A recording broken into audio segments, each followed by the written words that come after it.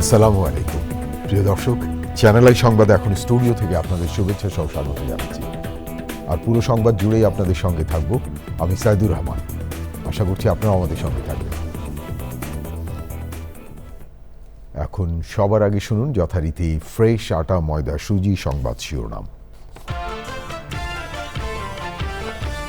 বর্ষিয়ান রাজনীতিবিদ ও সাবেক মন্ত্রী তোফায়েল আহমেদের জীবন অবসান, মুক্তিযুদ্ধের অন্যতম সংগঠক ও রাজনীতির উজ্জ্বল নক্ষত্রের বিদায়। ইসলামী ব্যাংকের নতুন চেয়ারম্যানের অপসারণের দাবিতে বিক্ষোভে গ্রাহক পুলিশ সংঘর্ষ, টিয়ারশেল, জলকামান, সাউন্ড গ্রেনেড নিক্ষেপ। অভিযোগ গঠনের মধ্য দিয়ে শিশু রামিসা ধর্ষণ মামলার বিচার কাজ শুরু, আসামি সোহেল ও স্বপ্নার বিরুদ্ধে সাক্ষ্য গ্রহণ আগামীকাল।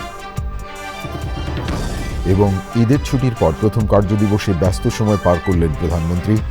সরকার প্রধানের নির্দেশে ঈদ ব্যবস্থাপনায় ইতিবাচক পরিবর্তন এসেছে মন্তব্য।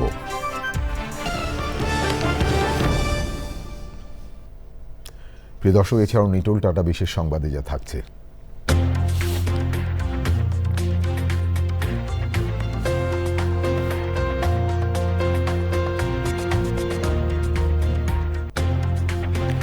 মেরিলিন মনরোর জন্মশতবার্ষিকী উদযাপনের খবর।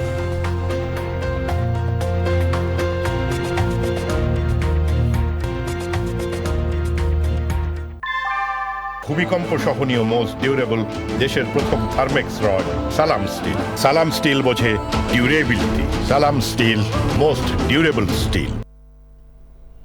ধন্যবাদ প্রিয় দর্শক আমাদের সাথে যোগ দেওয়ার জন্য। এতক্ষণ সংবাদ শিরোনাম শুনলেন, চলুন যাওয়া যাক পুরো খবরে। আর এখনকার এই সংবাদ আয়োজন একই সঙ্গে চ্যানেল আই ইউটিউব চ্যানেলে এবং চ্যানেলে ওটিটি প্ল্যাটফর্ম আই স্ক্রিনে লাইভ স্ট্রিম হচ্ছে। প্রিয় দর্শক, শুরুতেই একটি শোক সংবাদ। বর্ষিয়ান রাজনীতিবিদ তোফায়েল আহমেদ মারা গেছেন। ইন্না লিল্লাহি ওয়া ইন্না ইলাইহি রাজিউন। তার বয়স হয়েছিল ৮২ বছর। পরিবার জানিয়েছে বার্ধক্যজনিত নানা জটিলতা নিয়ে ঢাকার স্কয়ার হাসপাতালে ভর্তি ছিলেন তিনি। ৬০-এর দশকের ছাত্র রাজনীতির উজ্জ্বল নক্ষত্র তোফায়েল আহমেদ ৬৯ গণ অভ্যুত্থান এবং ৭১-এর মুক্তিযুদ্ধে গুরুত্বপূর্ণ ভূমিকা রেখেছেন। আগামীকাল সকালে নিজ জেলা ভোলায় তার মরদেহ নেওয়া হবে। ভোলা সরকারি স্কুল মাঠে জোহরের পর জানাজার নামাজ শেষে কোড়ালিয়ার গ্রামের বাড়িতে স্ত্রীর কবরের পাশে তাকে দাফন করা হবে। বিস্তারিত লুৎফুর রহমান সোহাগের রিপোর্টে। তোফায়েল আহমেদের জন্ম ১৯৪৩ সালের ২২ অক্টোবর ভোলার দক্ষিণ দিগলদি ইউনিয়নের কোড়ালিয়া গ্রামে। বরিশালে ব্রজমোহন কলেজ থেকে উচ্চ মাধ্যমিক পাশ করে ঢাকা বিশ্ববিদ্যালয়ে মৃত্তিকা বিজ্ঞান বিভাগ থেকে স্নাতক ও স্নাতকোত্তর করেন। ১৯৬৮-১৯৬৯ মেয়াদে তোফায়েল আহমেদ ছিলেন ডাকসুর ভিপি। সে সময় তিনি সর্বদলীয় ছাত্র সংগ্রাম পরিষদের আহ্বায়কের দায়িত্ব পালন করেন। ৬৯-এর গণ অভ্যুত্থানে তিনি ছিলেন ছাত্র সমাজের নেতৃত্বের ভূমিকায়। গণ অভ্যুত্থানের ফলে আগরতলা মামলা থেকে মুক্তি পান শেখ মুজিবুর রহমান।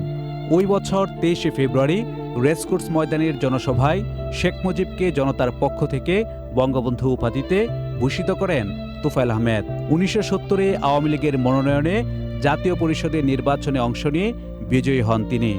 মুক্তিযুদ্ধে তিনি ছিলেন মুজিব বাহিনীর ৪ প্রধানের একজন। স্বাধীন বাংলাদেশে তিনি শেখ মুজিবুর রহমানের রাজনৈতিক সচিবের দায়িত্ব পালন করেন। ১৯৭৫ সালে রাষ্ট্রপতি শেখ মুজিবুর রহমান সপরিবারে নিহত হওয়ার পর তোফায়েল আহমেদ দীর্ঘদিন কারাবন্দী ছিলেন। স্বাধীন বাংলাদেশে ৯ বার জাতীয় সংসদের সদস্য নির্বাচিত হন তোফায়েল আহমেদ। ১৯৯৬ সালে আওয়ামী লীগ সরকারের শিল্প ও বাণিজ্য মন্ত্রী ছিলেন। ২০১৪ থেকে ২০১৮ সাল পর্যন্ত তিনি পুনরায় বাণিজ্য মন্ত্রীর দায়িত্ব পালন করেন। প্রায় ৩ বছর আগে ব্রেন স্ট্রোক হয় তার। এরপর আস্তে আস্তে তার স্মৃতিশক্তি কমে আসে। সম্প্রতি বেশি অসুস্থ হয়ে পড়লে ঢাকার স্কয়ার হাসপাতালে চিকিৎসাধীন ছিলেন তিনি। লুৎফুর রহমান সোহাগ, চ্যানেল আই। আমরা বর্ষিয়ান রাজনীতিবিদ তোফায়েল আহমেদের আত্মার শান্তি কামনা করছি। বর্ষিয়ান রাজনীতিবিদ সাবেক মন্ত্রী তোফায়েল আহমেদ রাজধানী স্কয়ার হাসপাতালে বিকেল ৩টা ৫০ মিনিটে শেষ নিঃশ্বাস ত্যাগ করেন। সেখান থেকে তার মরদেহ জানাজার নামাজের জন্য নেওয়া হয়েছে ধানমন্ডির তাকুয়া মসজিদে।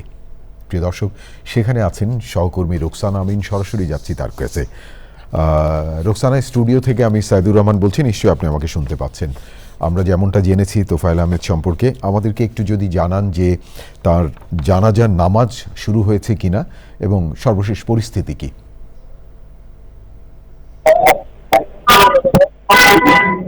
আপনি যেমনটি বলছিলেন যে তাকওয়া মসজিদে বিকেল নাগাদ তাকে স্কয়ার হসপিটাল থেকে নিয়ে আসা হয়। বরিশাল প্রবীণ রাজনীতিবিদ ও 60-এর দশকের ছাত্র রাজনীতির উজ্জ্বল নক্ষত্র যিনি 69-এর গণ অভ্যুত্থান এবং 71-এর মুক্তিযুদ্ধের অগ্রভাগের সৈনিক জনাব তোফায়েল আহমেদ, আওয়ামী লীগের উপদেষ্টা মণ্ডলীর সদস্য এবং সাবেক মন্ত্রী ছিলেন তিনি গত 24 সেপ্টেম্বর ভর্তি হয়েছিলেন নিউমোনিয়া, শ্বাসকষ্ট এই সংক্রান্ত অসুখে তিনি ভর্তি হয়েছিলেন এবং দীর্ঘ 8.5 মাস তিনি ভর্তি অবস্থায় ছিলেন এবং আজ বিকেল 3:30 নাগাদ তিনি শেষ নিঃশ্বাস ত্যাগ করেন স্কয়ার হসপিটালে এবং সেখান থেকে তাকওয়া মসজিদে নিয়ে আসা হয়েছে। এই মুহূর্তে মাগরিবের নামাজ হচ্ছে এবং নামাজ শেষেই আসলে তার প্রথম নামাজে জানাজা অনুষ্ঠিত হবে এখানে। তো বিকেল থেকেই আসলে সাধারণ মানুষ এবং দলীয় নেতা কর্মী যারা আছেন এবং অন্যান্য রাজনীতিবিদ যারা অন্য দলের রাজনীতিবিদ এখানে লতিফ সিদ্দিকীও এসেছেন, এখানে বেশ কিছু নেতা কর্মীরা ছাড়াও এখানে আসলে সাধারণ মানুষের উপস্থিতি চোখে পড়বার মতো অনেক সাধারণ মানুষ এসেছেন এবং আসলে দলের পক্ষ থেকে আমাদের কাছে যে দাবিটি করা হয়েছে যে তিনি একজন প্রবীণ রাজনীতিবিদ এবং 71-এর মুক্তিযুদ্ধের তার বিশেষ অবদানের জন্য তাকে আসলে গার্ড অফ অনার দিয়ে রাষ্ট্রীয় মর্যাদায় দাফনের দাবি জানিয়েছেন তারা। এবং যে বিষয়টি আমরা জানতে পেরেছি যে আজকে প্রথম নামাজে জানাজা শেষে তার মরদেহ রাখা হবে স্কয়ার হসপিটালের ঘরে এবং আগামীকাল হেলিকপ্টার যোগে তার যে গ্রামের বাড়ি ভোলার উদ্দেশ্যে যাত্রা হবে এবং ভোলা সরকারি উচ্চ বিদ্যালয়ের মাঠে তার প্রথম নামাজে জানাজা অনুষ্ঠিত হবে এবং সেখান থেকে তার যে গ্রামের বাড়ি কোরালিয়া গ্রাম, দক্ষিণ দিঘনদির কোরালিয়া গ্রামে সেখানে তাকে নিয়ে যাওয়া হবে এবং আমরা জানি যে ওই ভোলার সেখানেও একটি কমপ্লেক্স করেছেন যেখানে বৃদ্ধাশ্রম, মাদ্রাসা এবং অনেক কিছুই আছে। সেখানেও আরো একটি জানাজা এবং মোট 3টি জানাজার থেকে তাকে তার মায়ের কবরের পাশে, তার শেষ ইচ্ছা অনুযায়ী তার মায়ের কবরের পাশে তিনি শায়িত হবেন, তাকে দাফন করা হবে। এই মুহূর্তে আসলে সবাই অনেক এখানে আমরা দেখতে পাচ্ছি যে অনেক মানুষ জানাজায় সামিল হয়েছেন, অনেক মানুষ তার আত্মীয় স্বজন। রোকসানা, অনেক ধন্যবাদ আপনাকে ধানমন্ডির তাকওয়া মসজিদ থেকে বিস্তারিত জানানোর জন্য। প্রিয় দর্শক, এবারে অন্যান্য খবর। ইসলামী ব্যাংকে নতুন যোগদান করা চেয়ারম্যান মোহাম্মদ খুরশিদ আলমের অপসারণের দাবিতে বিক্ষোভে গ্রাহকদের সঙ্গে পুলিশের সংঘর্ষ হয়েছে। রাজধানীর দিলকুশা এলাকায় ওই সংঘর্ষের সময় বিক্ষোভকারীদের ইট পাটকেলের জবাবে police tear gas, sound grenade এবং জল কামান ব্যবহার করে।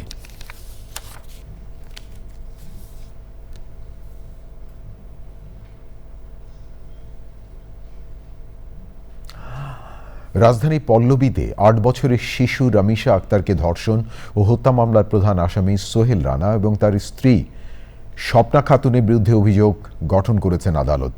একই সঙ্গে মঙ্গলবার সাক্ষ্য গ্রহণের দিন ঠিক করেছেন বিচারক। ওই মামলায় মোট সাক্ষী 18 জন। এর মধ্য দিয়ে আনুষ্ঠানিকভাবে বিচার কার্যক্রম শুরু হলো। রাষ্ট্রপক্ষের আইনজীবী আশা করেছেন দ্রুত এই মামলার কার্যক্রম শেষ হয়ে রায় ঘোষণা করা হবে।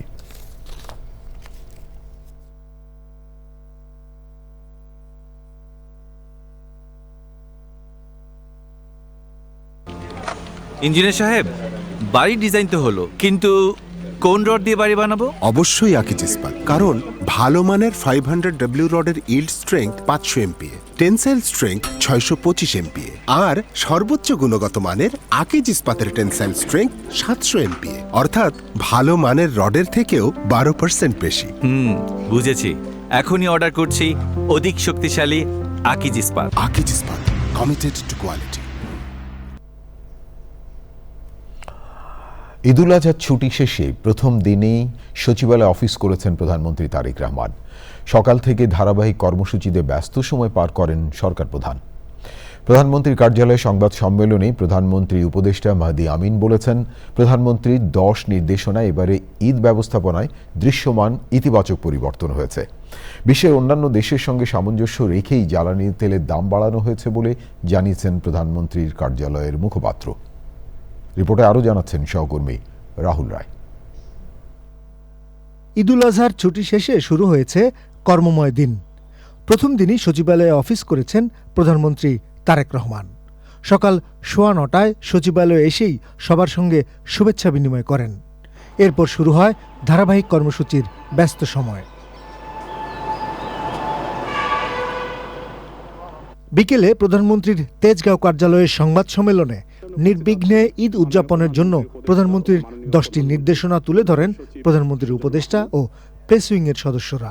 আমাদের সিটি প্রশাসক আব্দুল সালামকে নিয়ে নিজে গাড়ি চালিয়ে কিন্তু ঢাকার রাজপথের অলিতে গলিতে ঘুরিয়ে সব দেখেছেন কোথায় পরিষ্কার পরিচ্ছন্ন হয়নি, কোথায় কারো গাফলতি তদারকি করেছেন নিজে, এবং ঘুরে এসে বাসায় বসেও কিন্তু ক্ষান্ত হননি।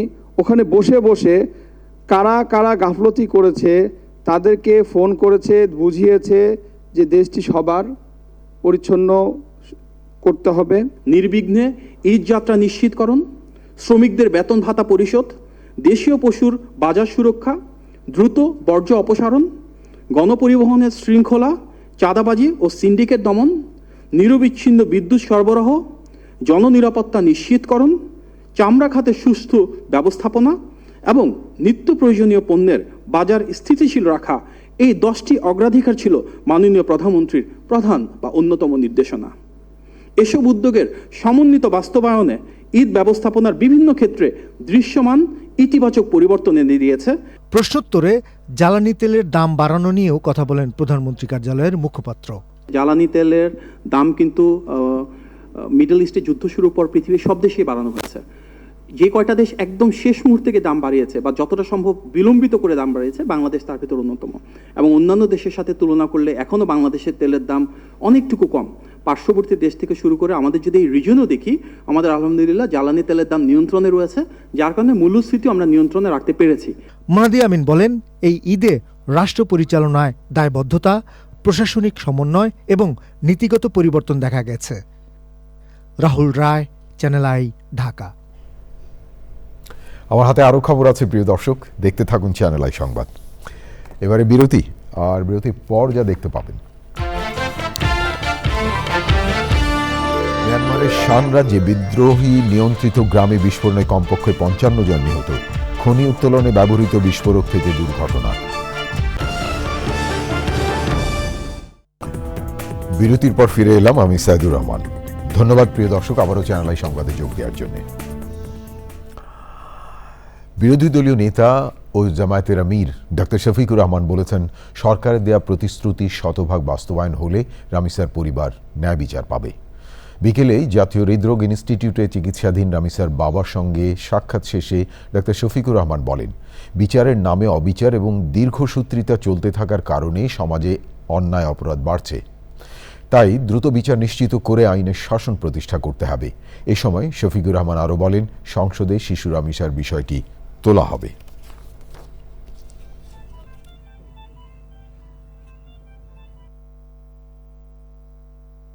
মাননীয় প্রধানমন্ত্রী তাদের বাসায় গিয়ে আশ্বস্ত করেছেন 15 দিনের মধ্যে বিচার সম্পন্ন করবেন। আমরা দেখতে চাই প্রধানমন্ত্রীর কমপক্ষে এই ওয়াদাটা শতভাগ বাস্তবায়ন হবে, এবং এটি যদি বাস্তবায়ন হয় সারা বাংলাদেশের 18 কোটি মানুষ খুশি হবে, ওনার জন্য দোয়া করবে। আমরা ওনার জন্য দোয়া করতে চাই, দেখতে চাই 15 দিনে এই বিচার সম্পন্ন হবে। এবং আমি পার্সোনালি বিশ্বাস করি, যদি বিচার বিভাগ সঠিকভাবে এই কাজ করে, সিরিয়াসলি করে, তাইলে 15 দিন মানে 15 কর্মদিবসের মধ্যে এটি সম্ভব। ডক্টর শফিকুর রহমান জামায়াতের আমির কথা বলছিলেন। প্রিয় দর্শক, এবারে সন্ধানী লাইফ ইন্স্যুরেন্স কোম্পানি লিমিটেড আন্তর্জাতিক সংবাদ।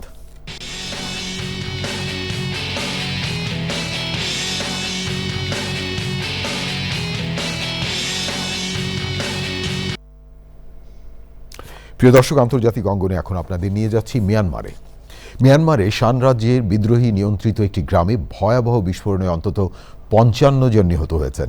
এ ঘটনায় ৭০ জনের বেশি আহত হয়েছে। চীন সীমান্তের কাছে নাকমাখাম শহরতলির কাউংতাদ গ্রামে রোববার দুপুরে এই ঘটনা ঘটে। স্থানীয় সূত্র এবং বিবিসির বরাতে জানা যায়, নিহতদের মধ্যে ২৫ জন নারী এবং ৩০ জন পুরুষ রয়েছেন। এলাকাটি নিয়ন্ত্রণকারী সশস্ত্র গোষ্ঠী তাআং ন্যাশনাল লিবারেশন আর্মি জানিয়েছে, খনি এবং পাথর উত্তোলনের কাজে ব্যবহৃত বিস্ফোরক থেকেই দুর্ঘটনাটি ঘটে। এ ঘটনায় এলাকায় চরম আতঙ্ক ও শোক বিরাজ করছে। এবারে নিটোল টাটা বিশেষ সংবাদ।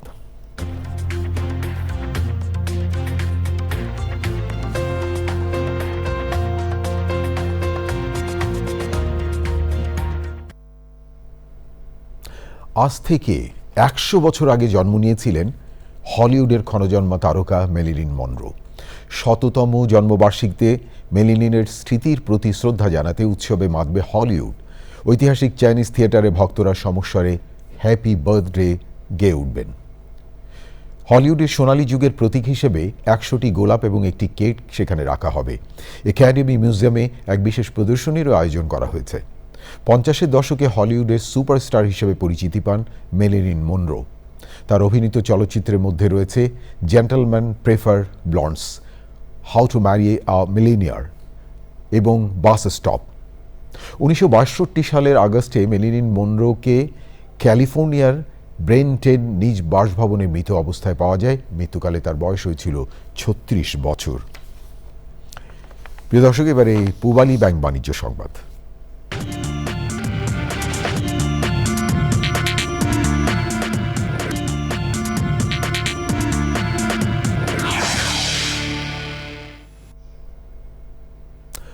জুন মাসের জন্য অকটেন, পেট্রোল এবং কেরোসিনের দাম বাড়ানো হয়েছে।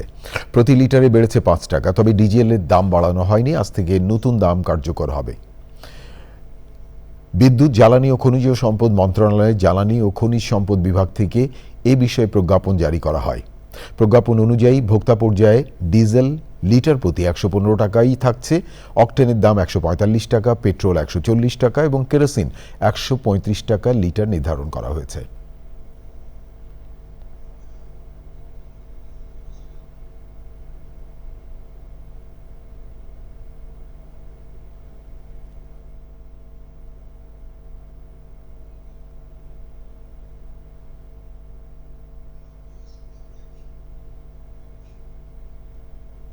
প্রিয় দর্শক, থাকুন চ্যানেলের সঙ্গে। ফিরছি একটু পরে আরও খবর নিয়ে। আবারও বিরতি। প্রিয় দর্শক, সবশেষ খবরগুলো নিয়ে আবারও ফিরে এলাম চ্যানেল সংবাদে। আপনাদেরকে আরেকবার স্বাগত জানাচ্ছি। এবারে খেলার খবর।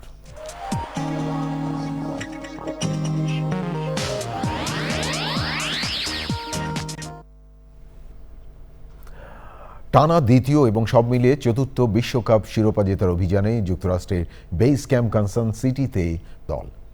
রোববার মিজৌরির কানসাস সিটি বিমানবন্দরে মেসি এবং তার সঙ্গীদের বহনকারী আর্জেন্টিনার পক্ষ। এই ছিল আপনাদের জন্য আমাদের সকল আয়োজন। তবে যাবার আগে ফ্রেশ আটা, ময়দা, সুজি সংবাদ শিরোনাম আরও একবার। বর্ষিয়ান রাজনীতিবিদ ও সাবেক মন্ত্রী তোফায়েল আহমেদের জীবন অবসান। মুক্তিযুদ্ধের অন্যতম সংগঠক ও রাজনীতির উজ্জ্বল নক্ষত্রের বিদায়। ইসলামী ব্যাংকের নতুন চেয়ারম্যান অপসারণ দাবিতে বিক্ষোভে গ্রাহক পুলিশ সংঘর্ষ, টিয়ার সেল, জলকামান, সাউন্ড গ্রেনেড নিক্ষেপ। অভিযোগ গঠনের মধ্য দিয়ে শিশু রামিসা ধর্ষণ হত্যা মামলার বিচার কাজ শুরু। আসামি সোহেল ও স্বপ্নার বিরুদ্ধে সাক্ষ্য গ্রহণ আগামীকাল। এবং ঈদের ছুটির পর প্রথম কার্যদিবসে ব্যস্ত সময় পার করলেন প্রধানমন্ত্রী। সরকার প্রধানের নির্দেশে ঈদ ব্যবস্থাপনায় ইতিবাচক পরিবর্তন এসেছে মন্তব্য।